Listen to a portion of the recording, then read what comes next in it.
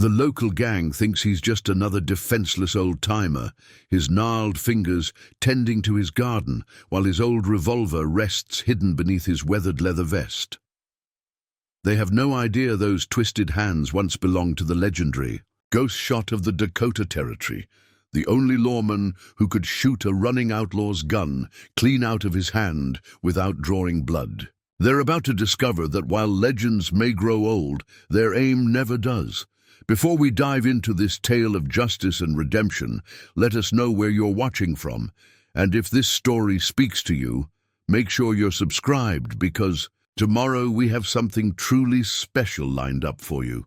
The morning sun cast long shadows across Silver Sage Valley, painting the weathered buildings of the small town in hues of amber and gold. Nestled between the towering Crimson Peak Mountains and endless stretches of prairie grass, this quiet corner of the Dakota Territory had remained largely unchanged by time.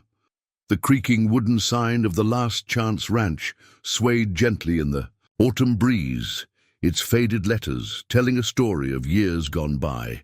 Samuel "Doc" Morrison worked methodically in his garden, his silver hair catching the early light as he moved between rows of vegetables with practiced care.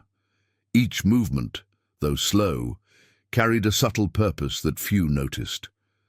His small ranch sat on the outskirts of town, the modest cabin and well-tended garden, a testament to simple living. To those passing by on the dusty road, he was just another old-timer living out his sunset years, sharing tales of weather wisdom and tending to his patch of earth. Most folks in Silver Sage Valley knew Doc as the quiet man who'd make his way into Emma's general store every Wednesday morning, his boots leaving careful prints in the dust as he walked the familiar path. He'd get his weekly coffee and newspaper, sometimes trading gardening tips with Emma herself, whose wild roses were the pride of the town. The local children would gather around him, drawn by both the peppermint sticks he kept in his vest pocket and the gentle way he'd tell stories about the land. He had a way of making even the simplest things sound magical. How to read the weather in the shape of clouds, which birds' songs meant rain was coming, and how to tell the age of a tree without cutting it down. He never touched whiskey, though nobody knew why, and he seemed content with his quiet life, asking nothing more from the world than peace and a patch of soil to tend.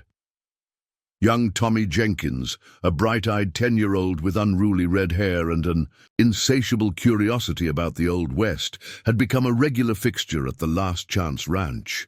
He'd perch on the old fence post near Doc's garden, legs swinging as he absorbed every word the old man shared. Unlike the other children who came mainly for the candy, Tommy saw something in Doc's eyes that spoke of deeper stories, tales left untold.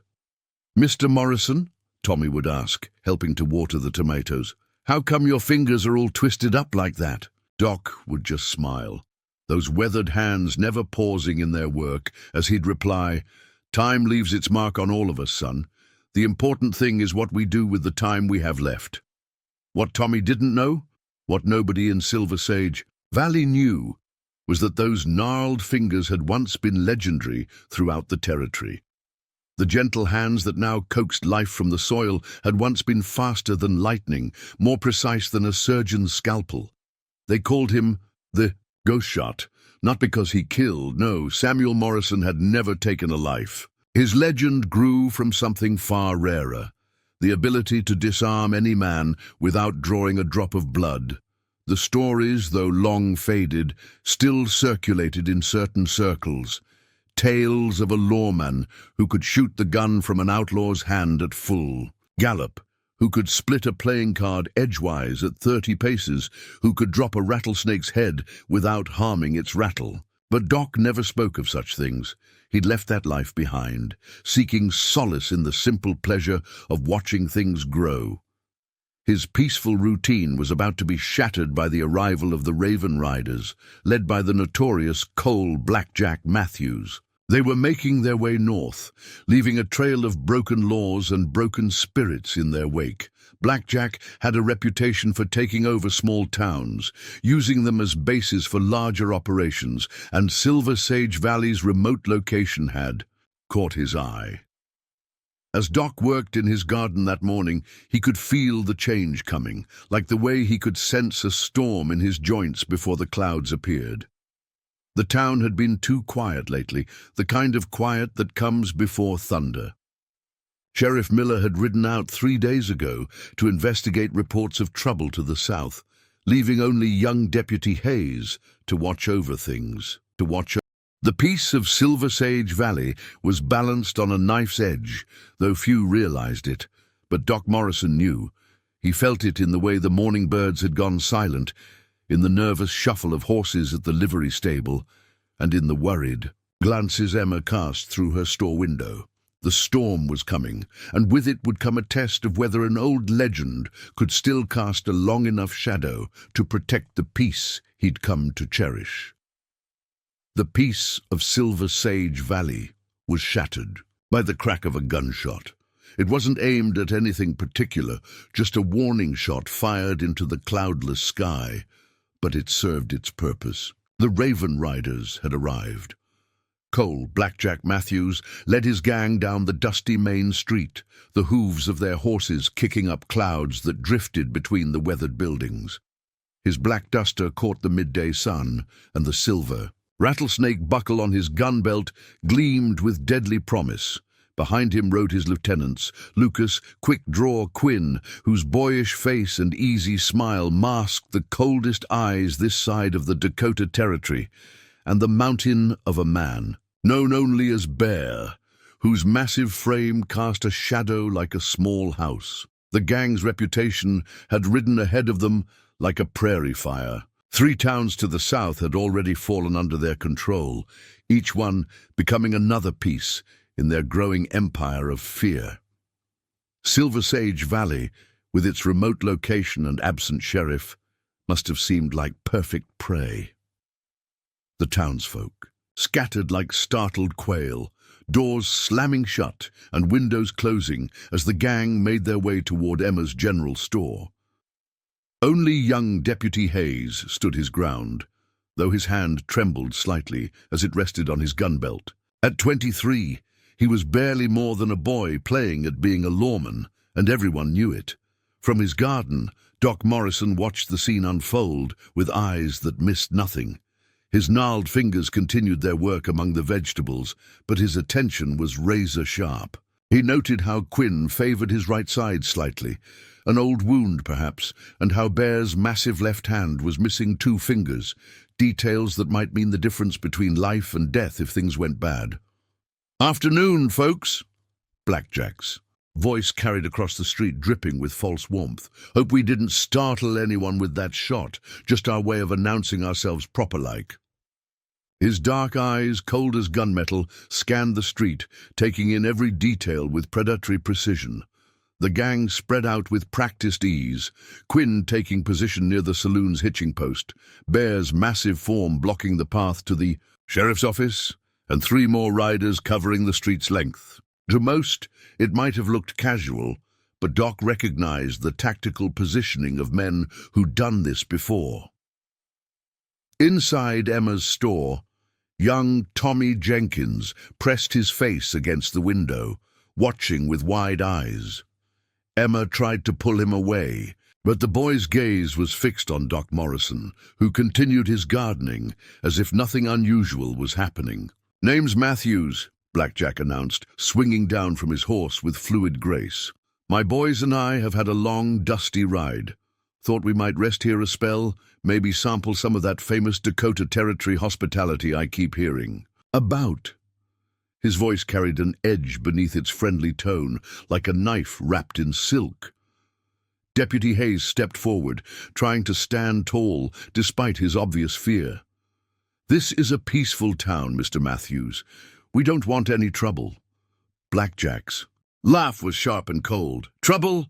Why, son, we're just tired travelers looking for a place to rest our horses and wet our whistles. Ain't nothing troublesome about that, is there?" The young deputy's hand tightened on his gun belt. The law in this territory requires all visitors to check their weapons with the sheriff's office during their stay. A dangerous silence fell over the street. Quinn's hand dropped to his gun, but Black Jack raised a finger, stopping him. "Now, deputy, let's not start our acquaintance with unnecessary formalities. Way I see it, Silver Sage Valley could use some protection, what with your sheriff being away and all. Dangerous times these days." Doc Morrison chose that moment to straighten up from his garden, his movements slow and deliberate. As he passed Deputy Hayes, carrying his watering can toward Emma's store, he spoke quietly, his words carrying only to the young lawman's ears. "Sometimes, son, the bravest thing a man can do is wait for the right moment. No shame in living to. Fight another day." Something in the old man's voice, a quiet authority that came from decades of hard-won wisdom, made Hayes pause. After a moment, the deputy nodded slightly. "I suppose we can discuss the weapon policy later." Black Jack's smile widened, though it never reached his eyes. "Now that's what I call hospitality. Bear, why don't you see what kind of refreshments our new friends at the saloon might be offering? Quinn, check the stable. Our horses could use some good feed. Rest of you boys, make yourselves at home." As his men dispersed, Black Jack's gaze fell on Doc Morrison, who was now carefully watering Emma's roses. Well, well, if it ain't Father Time himself. Tell me, old-timer, you been tending these flowers long?" "Long enough to know which ones have thorns, Mr. Matthews," Doc replied mildly, not looking up from his work. Something in the old man's tone made Black Jack's eyes narrow. For a moment, the mask of casual arrogance slipped, replaced by something harder, more calculating. Then it was gone, hidden behind a widening smile. "Careful with them thorns then, grandfather. Wouldn't want those shaky hands of yours to get scratched."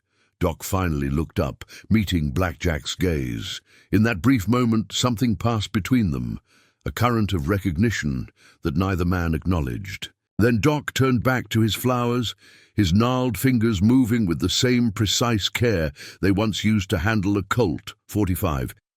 Black Jack watched him for a moment longer, an odd expression crossing his face. Then he turned away, barking orders to his men about setting up proper security for the town. But every few minutes his eyes would drift back to the old gardener, like a man trying to remember the face of someone from a wanted poster long ago. By sunset, the Raven Riders had made themselves at home in Silver Sage Valley. The saloon, once a quiet gathering place for local ranchers and travelers, now echoed with rough laughter and the clink of spurs against wooden floors. Bear had claimed the largest table for himself, his massive frame making the sturdy oak chair creak in protest, while Quinn held court at the bar, regaling anyone within earshot with exaggerated tales of his gunfighting prowess. Doc Morrison sat on his porch, seemingly absorbed in whittling a piece of cedar wood, but his eyes missed nothing. He watched as Black Jack's men systematically positioned themselves throughout the town, one taking a room above the general store, another lounging near the livery stable, two more setting up camp near the water tower. To most folks, it might have looked random, but Doc recognized the strategic placement that would give them control of every major approach to the town.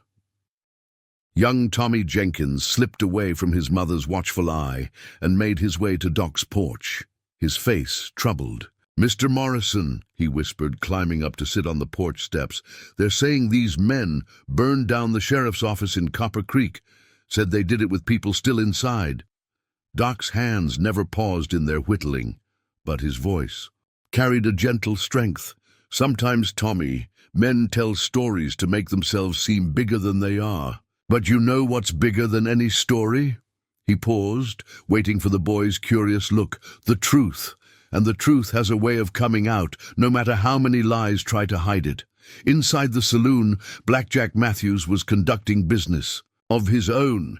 He'd commandeered the back room, turning it into an impromptu office where he met with local business owners one by one.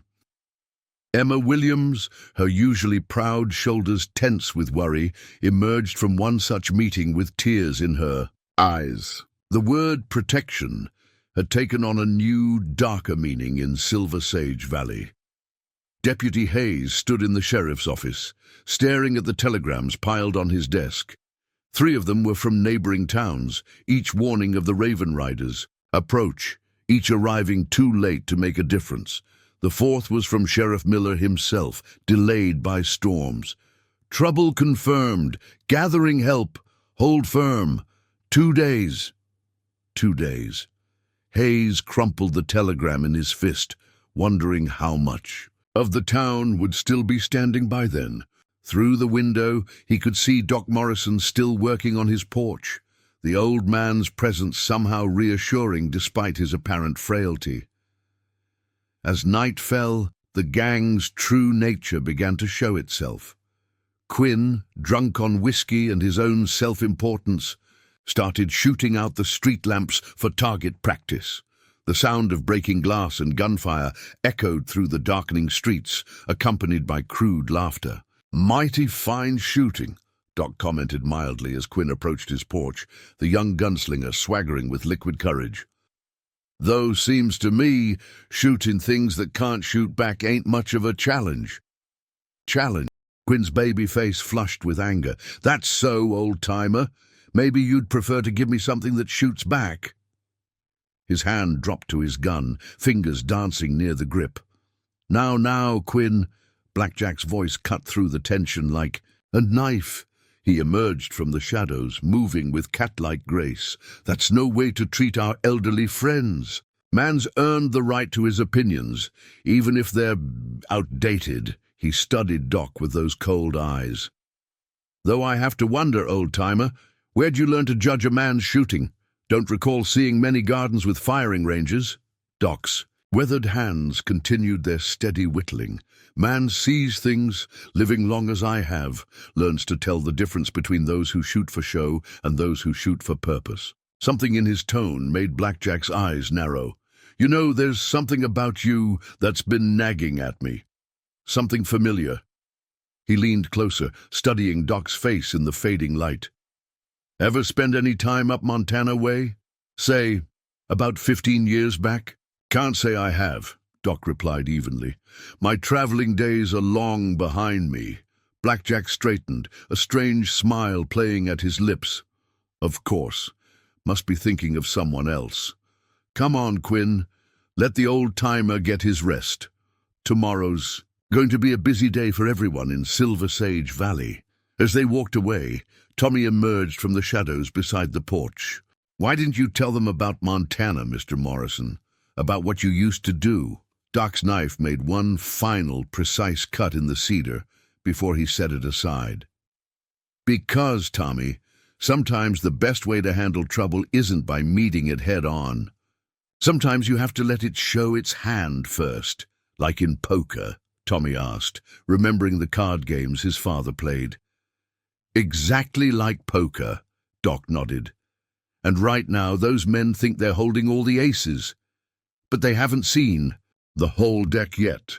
Later that night, as most of the town tried to sleep despite the raucous celebration in the saloon, Doc Morrison sat alone in his cabin. By lamplight, he opened an old trunk that hadn't seen use in years. Inside, wrapped in oiled cloth, lay a gun belt unlike any other in the territory.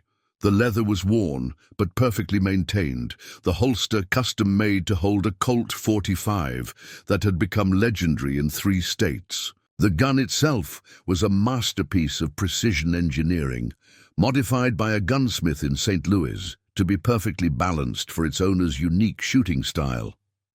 Doc's gnarled fingers traced the worn leather, memories flooding back. The last time he'd worn this belt, he'd sworn it would be the final time. But as he listened to the sound of breaking glass and crude laughter from town, he knew some oaths were made to be broken. In the distance, thunder rolled across the prairie, promising a storm. But the real storm, Doc knew, was already here in Silver Sage Valley. And like any good gardener, He understood that sometimes the only way to save what you've grown is to pull out the weeds by their roots. Dawn broke over Silver Sage Valley with an angry red sky. The morning quiet was shattered by the sound of breaking glass.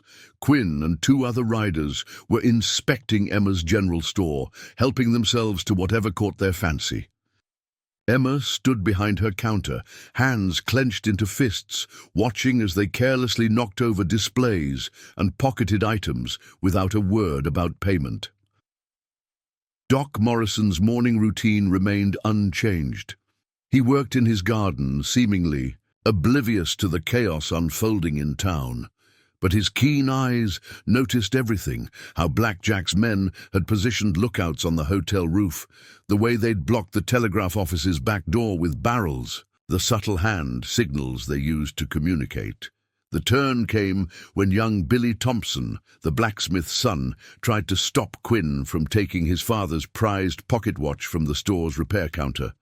The boy couldn't have been more than 14. All gangly limbs and righteous anger. "That's not yours," Billy shouted, reaching for the watch. "My pa left that for Mr. Rogers to fix." Quinn's face twisted into an ugly smile. "Well, looks like there's been a change of ownership." "Boy," his hand dropped to his gun, "unless you want to make something of it." "Now that hardly seems sporting." Doc's voice cut through the tension. He stood in the doorway, a basket of fresh tomatoes in his gnarled hands. "Pulling iron on an unarmed boy over a watch might make folks question your courage, Mr. Quinn." The young gunslinger's face flushed red. "Ain't about courage, old man. About teaching respect. Interesting way to teach it," Doc replied mildly, setting his basket on the counter. "In my experience, respect's like growing tomatoes. Can't force it, got to earn it." His twisted fingers selected a particularly ripe specimen. "Take this. One here. Had to tend it just right, give it time, patience. Can't rush it along with a gun." Quinn's eyes narrowed. "You making fun of me, old-timer?" "Not at all." Doc smiled, his weathered face creasing. "Just sharing some gardening wisdom. Though," he held up the tomato, examining it in the morning. "Light. I suppose there are similarities between gardening and gunfighting. Both require a steady hand, good timing, and knowing exactly where to aim." The tomato left Doc's hand so quickly that most eyes missed the movement. It struck Quinn's gun hand with shocking precision, causing him to drop the pocket watch. The ripe fruit exploded on impact, covering the gunslinger's prized silver-plated revolver with red pulp. A deadly silence fell over the store. Quinn stared at his stained gun, then at Doc, his baby face contorted with rage. "You think that's funny? Old man, think you can make a fool of me?" "Nature already took care of that," Doc replied calmly, selecting another tomato. "I'm just providing the evidence." Quinn's hand moved toward his gun, but Doc's next tomato caught him square in the chest, the impact causing him to stumble backward. A third found its mark on his face before he could even touch his weapon. The store erupted in poorly suppressed laughter. Quinn, red-faced both from rage and tomato juice, looked ready to explode. His companions, unsure whether to draw their guns or laugh themselves, took a step back. "What's all this then?" Blackjack Matthews' voice cut through the commotion. He stood in the doorway, taking in the scene with those cold eyes, Quinn covered in tomato pulp, Doc calmly holding another ripe fruit, Billy clutching his father's watch. "This old fool," Quinn started. But Blackjack raised a hand, silencing him. "I can see what happened," Blackjack said softly, his voice carrying a dangerous edge.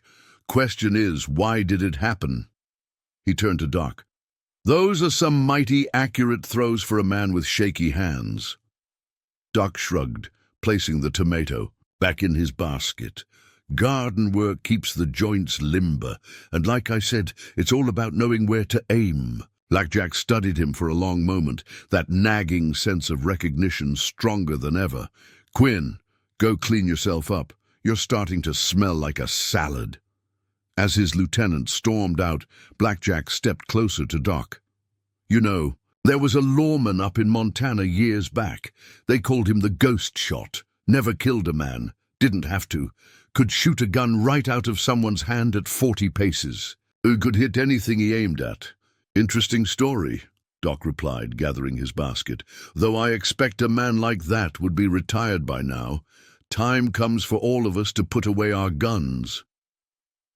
Thing is, Blackjack continued, as if Doc hadn't spoken, nobody ever knew what happened to him, just disappeared one day. Some say he got tired of violence, went looking for a quieter life. His hand rested casually on his gun belt. Wouldn't expect to find a man like that throwing tomatoes in a backwater town. Doc met his gaze steadily. Expectations can be funny things, Mr. Matthews. Like expecting a town to bow down to bullies just because they carry guns.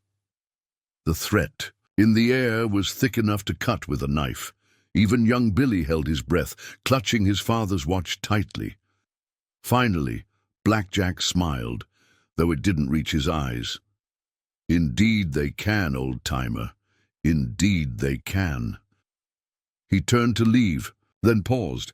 By the way, my boys and I are planning a little demonstration tomorrow. Something to show the good folks of Silver Sage Valley how their new protection arrangement's going to work.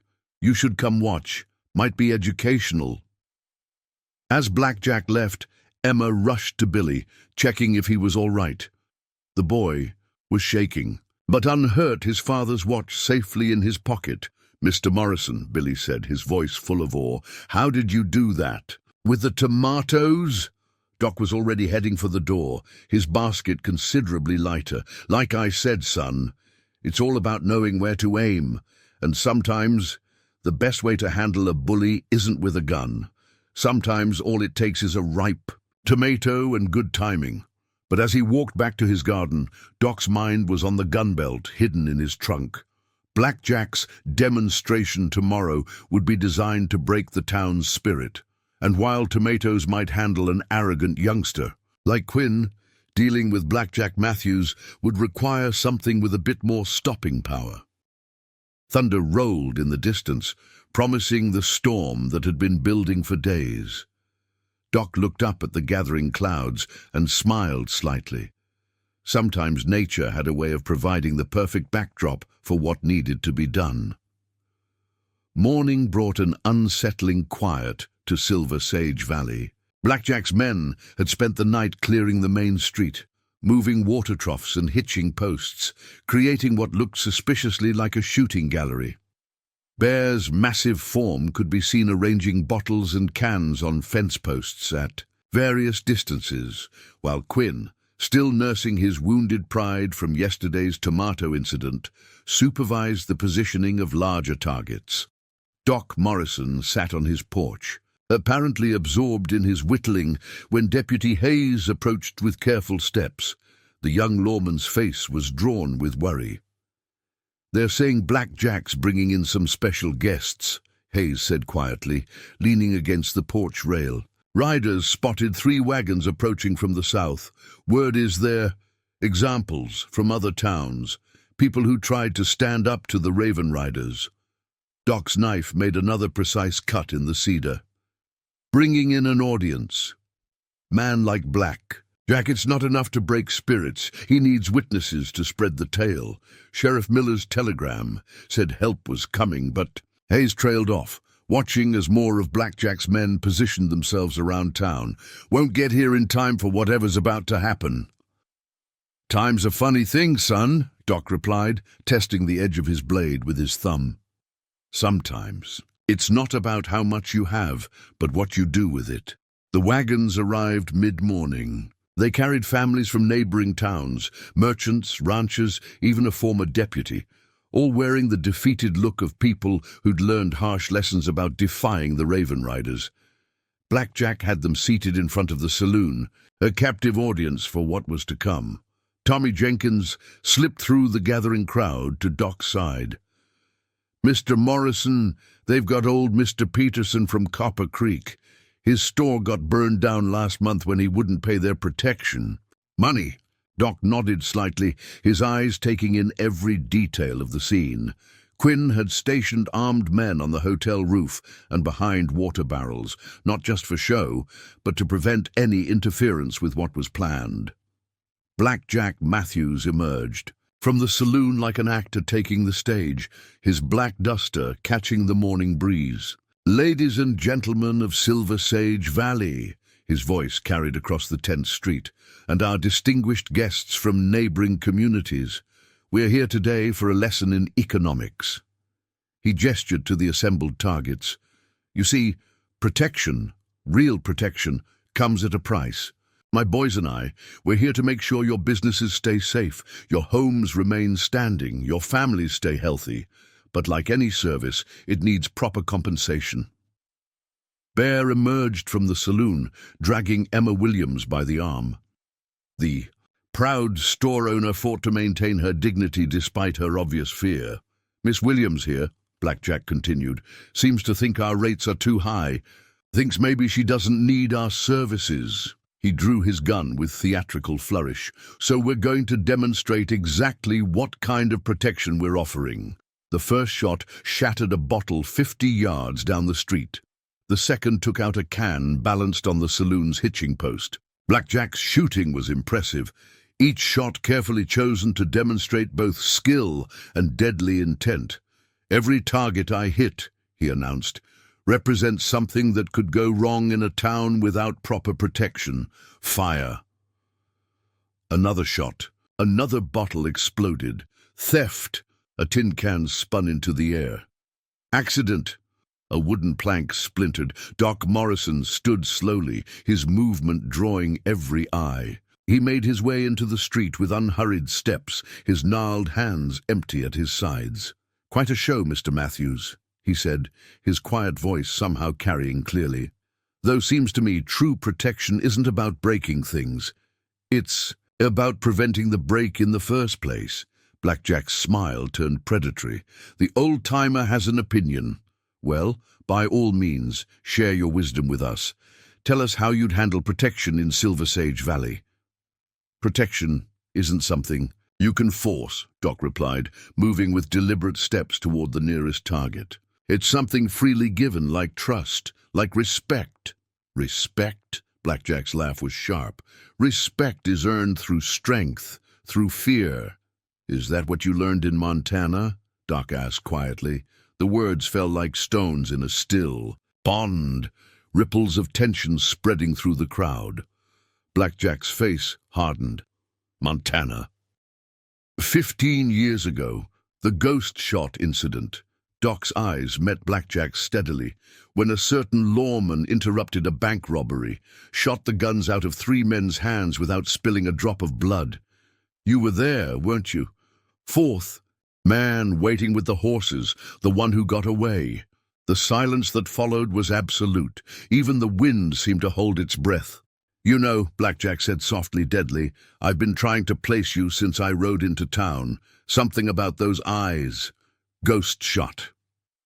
He spat the name like a curse. "They said you vanished. Said you got tired of violence." "Did get tired." Doc agreed, but not of doing what's right. Blackjack's gun moved with snake-like speed, but his shot hit only empty air. Doc had moved just slightly, his motion so subtle it seemed like the bullet had passed through him. "Impossible," Blackjack whispered. "No one's that fast, not anymore, not at your age. Age just means I've had more practice." Doc's voice carried a weight of certainty that made every spine tingle. "Now, how about we discuss a different kind of protection for Silver Sage Valley, one that doesn't involve terrorizing good people?" Blackjack's response was another shot, then another, each finding nothing but air where Doc had been a split second before. The gathered crowd gasped as the old man seemed to dance between bullets, his movements fluid despite his apparent frailty. "Tomorrow noon," Doc said calmly, as if they were discussing the weather, "you and your men ride out, leaving these good people in peace, or we find out if you're faster than the ghost shot of Dakota Territory." The challenge hung in the air like gunsmoke. Blackjack's face worked through a range of emotions: rage, fear, calculation. Finally, he holstered his gun with a sharp movement. Tomorrow noon, then, he snarled. We'll see if legends bleed like regular men. As the crowd dispersed, young Tommy Jenkins stared at Doc with wide eyes. You really are him, aren't you? The ghost shot? Doc's weathered face creased in a slight smile. Was him, Tommy. Now I'm just an old gardener who remembers a few tricks, though come noon tomorrow we'll see if those tricks are enough to save our town. Thunder rolled across the prairie, closer now, promising the storm that had been building all week. But the real storm, everyone knew, would break at high noon tomorrow in the dusty street of Silver Sage Valley. Night fell over Silver Sage Valley like a heavy blanket, bringing with it an unnatural stillness. The saloon, usually alive with the Raven Rider's raucous behavior, sat quiet and tense. Blackjack Matthews had claimed the second floor for his men, their shadows occasionally visible through the windows as they moved about, making preparations for tomorrow's confrontation. In Doc Morrison's cabin, the old lawman sat at his worn kitchen table, carefully cleaning the Colt 45 that hadn't seen use in 15 years. Each movement was precise, practiced, his gnarled fingers moving with surprising grace as they tended to the weapon. The gun oil's sharp scent filled the small room, mixing with the aroma of coffee brewing on the potbelly stove. A soft knock at the door interrupted his work. "It's open, Tommy," he called out, not looking up from his task. The boy had always had a distinctive way of knocking. 3 quick taps followed by a pause. Tommy Jenkins slipped inside, his young face a mixture of excitement and worry. In his hands, he clutched a bundle wrapped in brown paper. "Pa wanted me to bring you this," he said, setting the package on the table. "Said it was your old holster. He's been keeping it oiled for you all these years." Doc paused in his work, looking at the package with surprise. "Your father, James Jenkins." A smile crossed his weathered face. "Should have known he'd recognize me. Best leather worker in 3 territories, and apparently good at keeping secrets too." Unwrapping the package revealed a beautifully maintained gun belt, the leather still supple despite the years. The holster had been custom-made for Doc's unique, drawing style, with subtle modifications that only a master craftsman would notice.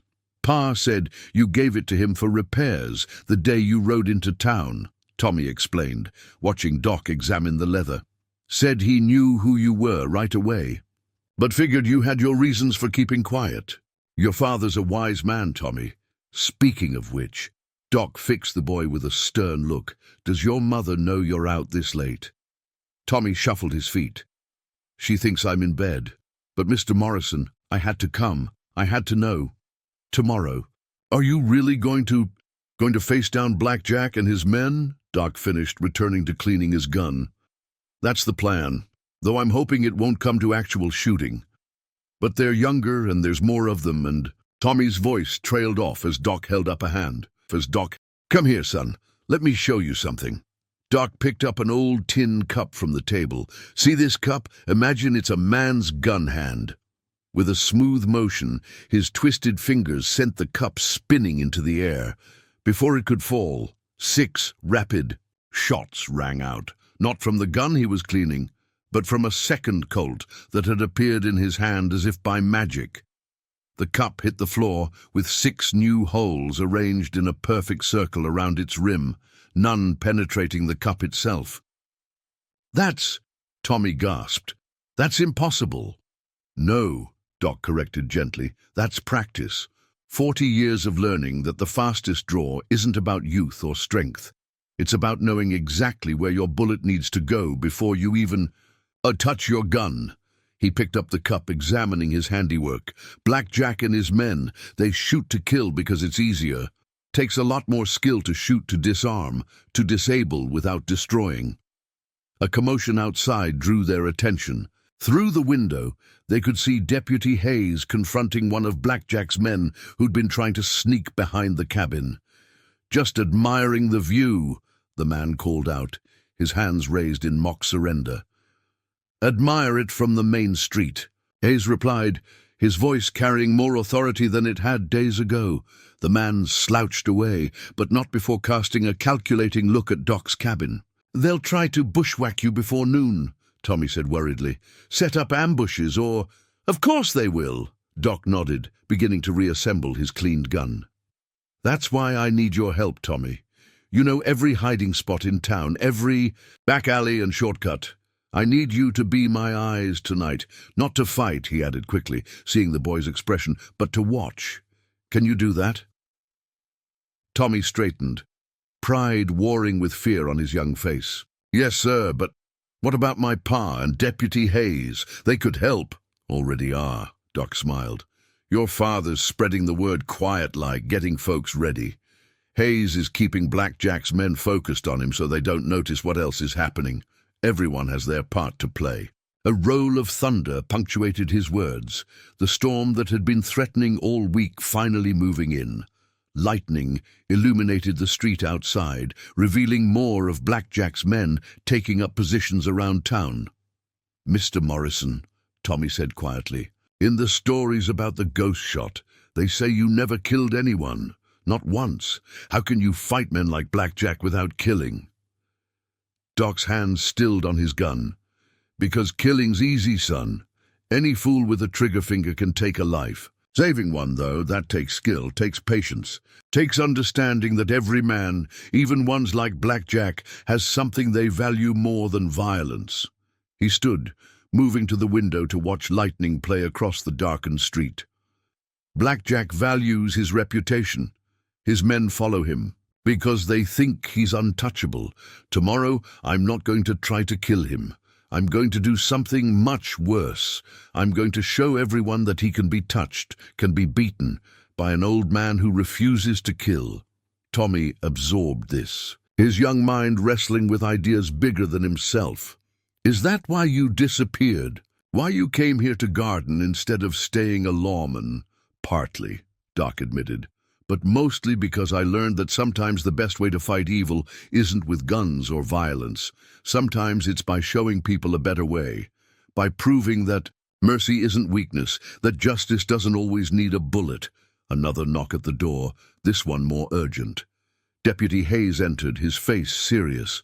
"They're moving supplies into the bank, Doc, setting up firing positions, and I just got word. Blackjack sent riders out this afternoon. Could be calling in reinforcements." "Or running scared," Doc suggested mildly. "Fear makes men do strange things, Deputy. Makes them either run away or bring an army to face one old man. Which do you think Blackjack will do?"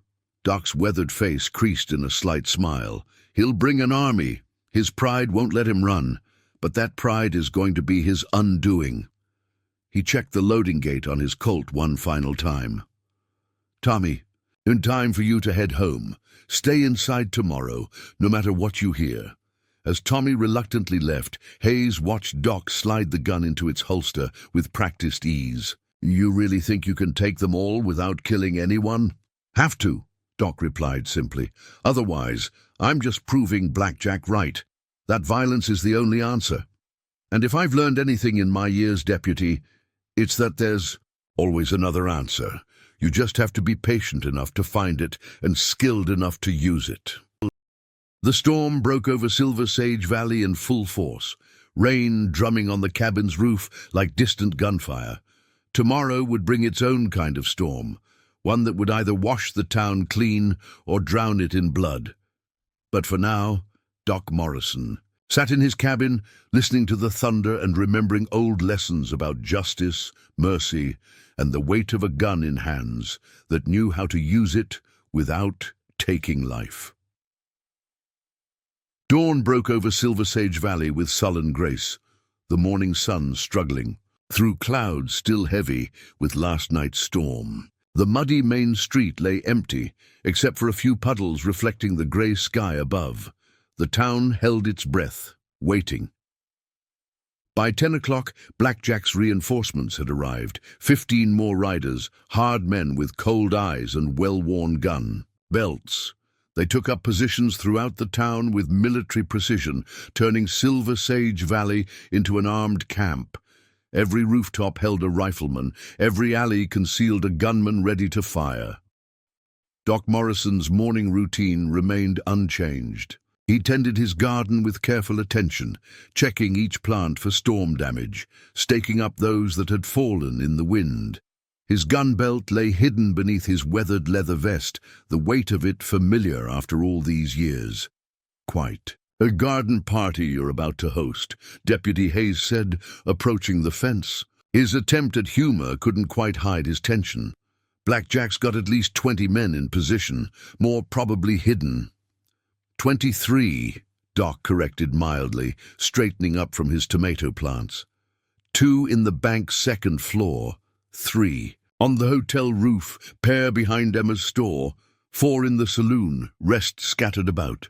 Plus Blackjack himself. He brushed dirt from his hands. All of them watching me, which means they're not watching other things. Hayes nodded slightly, understanding.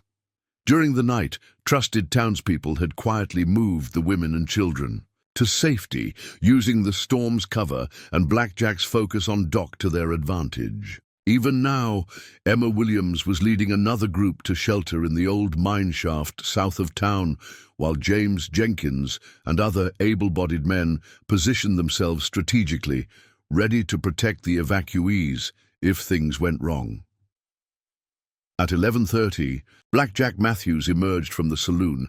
He'd traded his black duster for a gunfighter's rig, twin holsters crossed at his hips, each holding a custom Colt with pearl grips. "Time's coming, old man," he called out, his voice carrying across the quiet street.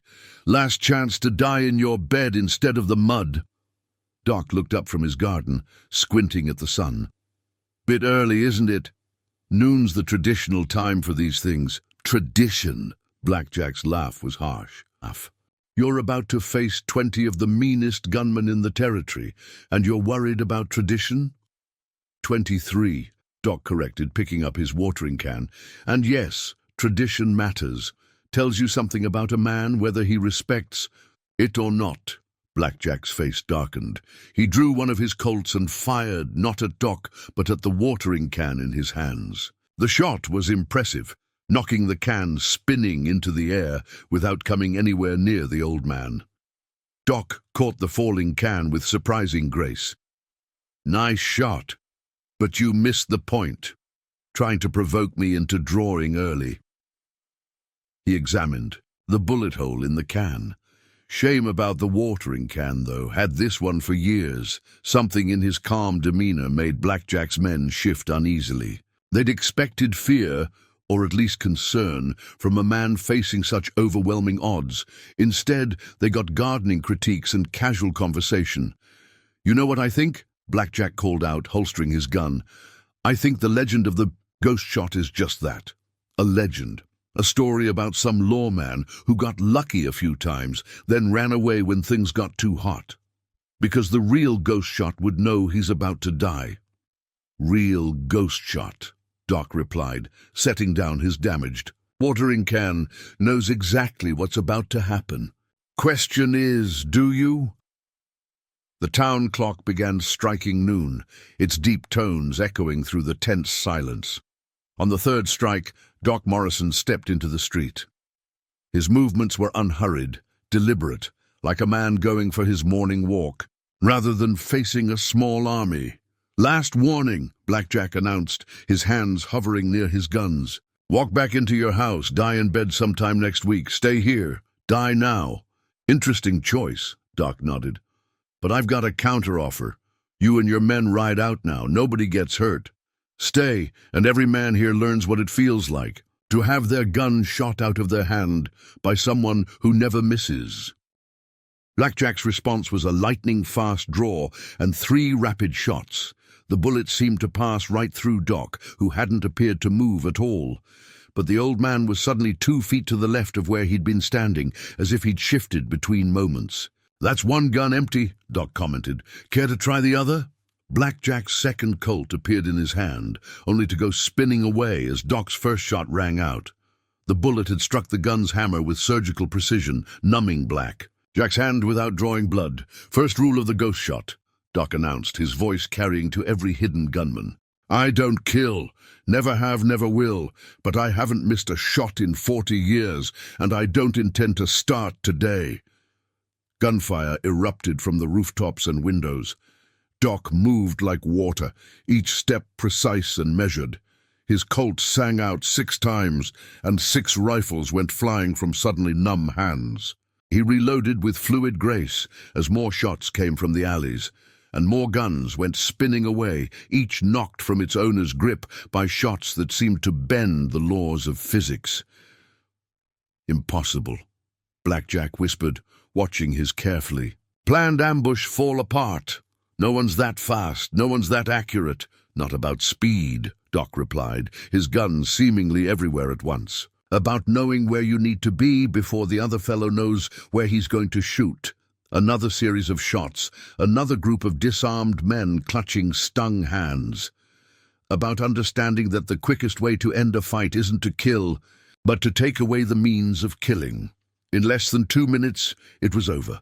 23 guns lay in the muddy street, their owners nursing hands that bore bruises, but not a single drop of blood. Blackjack stood alone, staring at the old man, who had just systematically disarmed his entire gang without taking a single life. Now then, Doc said mildly, his Colt pointed steadily at Blackjack's chest. About that counter-offer.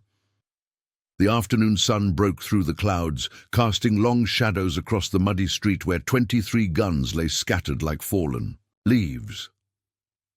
Blackjack Matthews stood alone, his legendary reputation lying in pieces around him, just like his men's weapons. His face worked through a complex series of emotions, disbelief, rage, and finally, a grudging understanding. All these years, Blackjack said quietly, I've been telling the story wrong, told folks the ghost shot disappeared because he was afraid, because he couldn't handle the life anymore. He flexed his hand, still tingling from where Doc's bullet had knocked his gun away. But that wasn't it at all, was it? Never was about fear, Doc replied, his Colt still trained steadily on Blackjack's chest. Was about finding a better way, about proving that strength doesn't have to mean cruelty, that justice doesn't need to draw blood. Deputy Hayes moved through the street, collecting weapons while the townspeople emerged from their hiding places.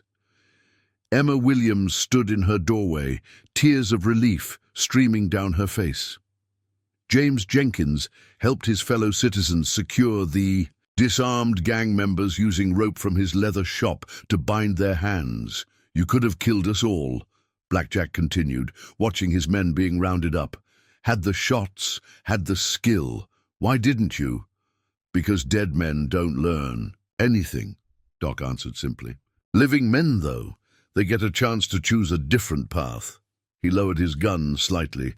Speaking of choices, time to make yours. Prison wagon will be here tomorrow morning. Question is, do you ride to jail calm-like, thinking about what you've learned today, or do we need another demonstration? A sound made everyone turn. Tommy Jenkins had appeared on his father's shop porch, clutching something in his hands. It was the old tin cup from Doc's cabin, the one with 6 perfect holes around its rim. Found more of these in town, Tommy called out excitedly. On the hitching posts, the water barrels, everywhere you shot. Every bullet made the same pattern, stopped the bad guys without really hurting anything. Blackjack's eyes widened as he looked around, really seeing for the first time what Doc had accomplished. Every shot had been placed with impossible precision. Bullets that had disarmed without maiming, disabled without destroying. The legend of the ghost shot hadn't faded. It had evolved into something even more remarkable. Marshal's office will be interested in hearing about your operations in other towns, Hayes said, approaching with handcuffs. Folks from Copper Creek and elsewhere are already writing their statements. Blackjack didn't resist as the cuffs were locked around his wrists. What happens now, Ghost Shot? Go back to tending your garden, pretending to be just another old-timer. Not pretending, Doc corrected, finally holstering his gun. Man can be more than one thing, can be a gardener and a guardian, can defend what's right without embracing what's wrong.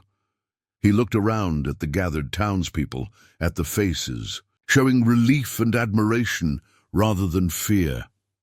Sometimes the best way to protect something is to nurture it, help it grow strong enough to protect itself. As if to emphasize his point, a group of townsmen emerged from the alleys, led by James Jenkins. During the confrontation, they had quietly positioned themselves throughout town, ready to defend their homes if needed. They hadn't had to fire a shot, but their presence showed that Silver Sage Valley had found its own strength. "Got something for you, Doc," James said, approaching with a wooden box. Inside lay a marshal's badge, its silver surface still bright despite years of storage. "Sheriff Miller sent it ahead, says the territory could use a lawman who knows how to handle trouble without causing more of it." Doc looked at the badge thoughtfully, then shook his head. "Appreciate the offer, James, but my marshalling days are done. Town needs younger men for that now." He glanced at Deputy Hayes, men who've learned there's more to keeping peace than wearing iron. Hayes straightened under Doc's gaze, understanding the responsibility being passed to him. The young deputy had watched, had learned, and now knew there was more than one way to face down evil. Tommy darted forward, still clutching the marked-up tin cup. "But you'll still teach us, won't you, Mr. Morrison? About shooting, about gardening, about everything." "Suppose I could," Doc smiled, ruffling the boy's hair. "Though might focus more on the gardening than the shooting. World's got enough gunslingers. What it needs is more folks who know how to help things grow." As the afternoon wore on, the town began returning to normal. The Raven Riders were secured in the jail, awaiting transport. Black Jack sat quietly in his cell, watching through the window as Doc returned to his garden, the legendary gunman once again becoming just an old man tending his tomatoes. Emma Williams brought coffee to the porch, sitting with Doc as the sun began to set. "Town won't be the same now that people know who you are," she said softly. "Oh, I expect it'll settle back down," Doc replied, sipping his coffee. "Folk have short memories when it comes to excitement. Long memories for kindness, though, for the quiet moments." He smiled at a distant memory. "That's why I chose this place, you know. Not to hide, but to find somewhere that valued peace enough to fight for it without destroying it." In the days that followed, tales of the ghost shot's return spread throughout the territory. But they weren't stories of death and violence, like so many gunfighter legends. Instead, they told of an old man who could shoot the meanness out of 23 men without spilling a drop of blood, who proved that true strength lies not in the ability to take life, but in the wisdom to preserve. Uden in Silver Sage Valley, where the legend had become reality, Doc Morrison's garden flourished under his careful tending. Young boys and girls who once played at gunfighting now gathered at his fence, learning about growing things, about patience, about finding better ways to solve problems than with violence. The ghost shot's guns were once again wrapped in oiled cloth, stored away in his trunk. But his true legacy lived on in the town he'd helped save, in the people who'd learned that sometimes the greatest victory isn't in defeating your enemies, but in showing them a better path. As Tommy Jenkins would tell his own children years later, the ghost shot never killed a man, but he saved a whole town. And he did it with a gun in one hand and a watering can in the other, teaching us all that the things most worth protecting are the things that help life grow. Word of what happened in Silver Sage Valley spread like wildfire across the territory. Within weeks, riders were coming from hundreds of miles around, not seeking trouble but hoping to catch a glimpse of the legendary ghost shot. What they found instead was an old man tending his garden, happy to share advice about soil conditions and weather patterns, but reluctant to discuss his famous shooting skills. The town itself had changed in subtle but significant ways. Deputy Hayes, learning from Doc's example, established a new approach to law enforcement. Instead of relying solely on his gun, he focused on prevention and community involvement. Young men who might have once been drawn to the glamour of gunfighting now found themselves apprenticed to various trades, learning that there were better ways to earn respect than through violence. One crisp autumn morning, 6 months after the showdown, a distinguished-looking man in an Eastern suit arrived in town. His name was Theodore Phillips, a writer for Harper's Weekly, seeking to document the true story of the ghost shot for their readers back east. "You're wasting your time," Doc told him, not looking up from his tomato plants. "Ain't much of a story in watching an old man garden." Phillips disagreed. "3 days ago, I interviewed Blackjack Matthews in Territorial Prison. He told me something. Interesting. Said his time in Silver Sage Valley taught him more about true strength than 20 years of gunfighting." This made Doc pause in his work. "That's so?" "Indeed. He's teaching other prisoners to read now. Says he finally understands what you meant about finding better ways." Phillips pulled out his notebook. "But what really intrigues me is what's happening in other towns. Have you heard about the changes in Copper Creek?" Doc had heard, after word spread about how Silver Sage Valley had handled the Raven Riders. Other communities began rethinking their approaches to law and order. Copper Creek had established a community council working to prevent trouble before it started. 2 other towns had sent their deputies to learn from Hayes, impressed by how Silver Sage Valley maintained peace without constant shows of force. The writer spent a week in town, observing the quiet revolution taking place. He watched as Doc taught a group of children about grafting fruit trees, the same precise control that once guided his shooting, now used to join different varieties into stronger hybrids. He noted how the town had started a community garden, following Doc's example of nurturing growth rather than just preventing destruction. Most significantly, Phillips witnessed the arrival of 3 young gunslingers, clearly looking to make names, and for themselves. Instead of meeting violence with violence, the town handled them Doc's way. Deputy Hayes offered them work, James Jenkins taught them useful skills, and within days they had traded their gun belts for honest labor. "You've started something remarkable here," Phillips told Doc one evening. "A different kind of legacy than the ghost shot stories of old." Doc smiled slightly, testing the ripeness of a tomato.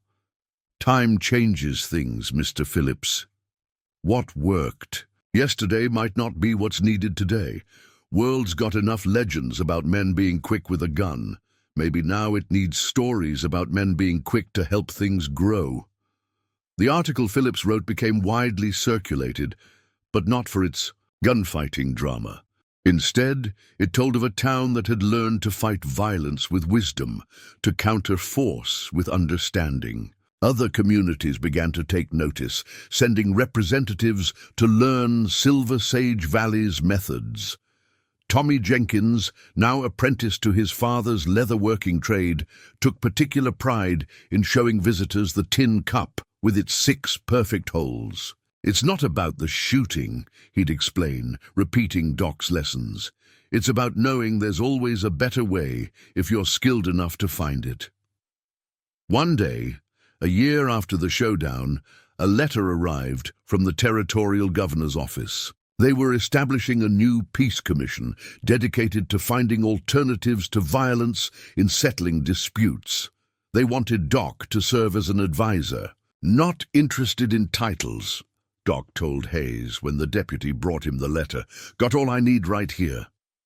He gestured to his thriving garden, where the principles he taught were clearly visible in the careful organization of plants, each one supported and protected while being allowed to grow in its own way. But his influence spread regardless. The same precision he'd once used to shoot guns from men's hands was now being applied to more constructive purposes throughout the territory. Towns began establishing community gardens, youth apprenticeship programs, and councils focused on prevention rather than punishment. Blackjack Matthews served his time, and true to Phillips' report, emerged a changed man. He eventually settled in a small town near Silver Sage Valley, opening a school where he taught reading and writing to children of miners and ranchers. Sometimes he would visit Doc's garden, the two men sharing coffee and quiet conversations about how the territory was changing. "Never thought I'd see the day," Blackjack admitted during one such visit, when a man's reputation would grow bigger from planting seeds than from planting bullets. Doc just smiled, continuing to tend his tomatoes with the same careful precision that had made him a legend. The territory was changing, growing into something new, just like his garden. And like any good gardener, he knew that the most important work happened not in the dramatic moments of conflict, but in the quiet, patient tending of new growth. Young gunslingers still occasionally rode into Silver Sage Valley, having heard the legend of the ghost shot, but instead of finding a fearsome gunfighter, they discovered an old man who taught more powerful lessons through his garden than any gun could deliver. Many stayed, trading their six-shooters for more constructive tools, learning that true strength often grows from the ground up. As autumn turned to winter, Doc Morrison continued his daily routines, seemingly unchanged by his renewed fame. But his legacy was visible everywhere.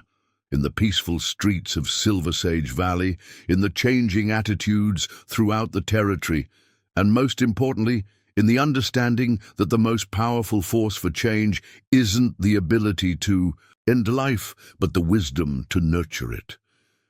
Years passed, and Silver Sage Valley grew from a frontier town into a thriving community. The old-timers who remembered the day of the showdown had grown gray, but the story lived on, passed down through generations, changing in the telling but keeping its core truth.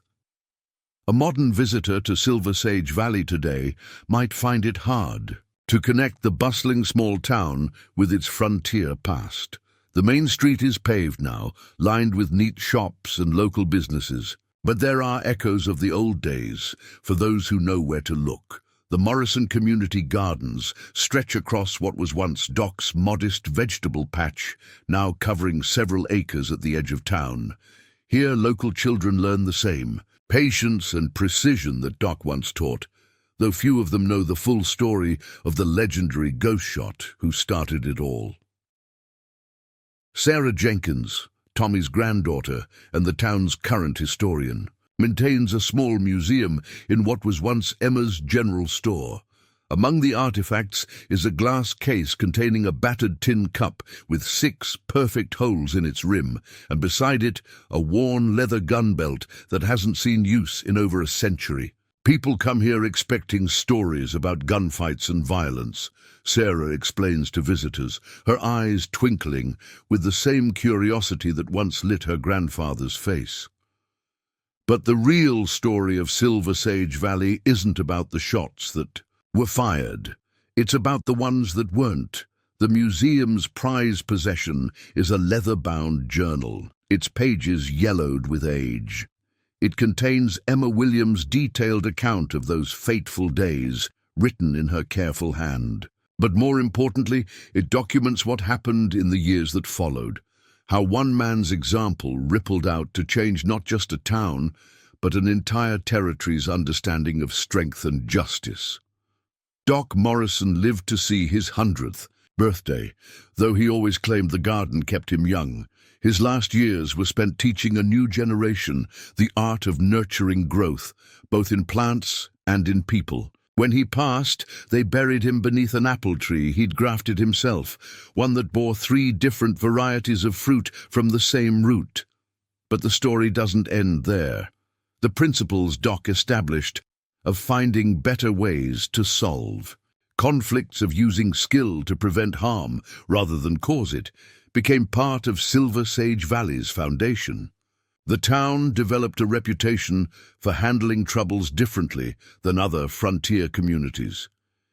In 1892, when railroad disputes were tearing other towns apart, Silver Sage Valley established a community council based on Doc's principles. They negotiated a route that benefited everyone, preventing the violence that plagued other communities. The railroad president was so impressed by their approach that he implemented similar councils along other parts of the line. By the turn of the century, the town's unique approach to justice and community building had drawn attention from social reformers and historians. Universities sent researchers to study what they called the Silver Sage method, the practice of preventing conflicts through community engagement and skilled intervention rather than force. The Morrison Prize for Peaceful Resolution was established in 1905, awarded annually to individuals who found innovative ways to solve conflicts without violence. Its symbol, fittingly, was a tomato plant growing through the barrel of a Colt 45, representing the transformation of tools of destruction into instruments of growth. Blackjack Matthews School evolved into one of the territory's first publics. Libraries, its reading room dedicated to Doc Morrison's memory. The former gunslinger spent his final years teaching young people that the most powerful weapon they could possess was knowledge, and the most valuable skill was knowing how to use it wisely. Deputy Hayes went on to become sheriff, then retired, to establish a training program for law officers that emphasized prevention and community building over confrontation. His methods, inspired by Doc's example, were eventually adopted by law enforcement agencies across the Western Territories. Today, Silver Sage Valley hosts an annual heritage festival, celebrating not the violence of the frontier era, but the wisdom that helped transform it. The festival's highlight is the precision contest, where participants demonstrate their skills, not with guns, but with tools. Everything from grafting trees to metalwork, all requiring the same steady hands and careful judgment that Doc once used to disarm 23 men without bloodshed. The original tin cup, with its 6 perfect holes, has become more than just a museum piece. It's a symbol of the town's philosophy, that the highest form of skill isn't in destruction, but in the ability to achieve your aims without causing harm. Local artisans create replicas that are given to graduates of the town's schools, reminding them of this legacy.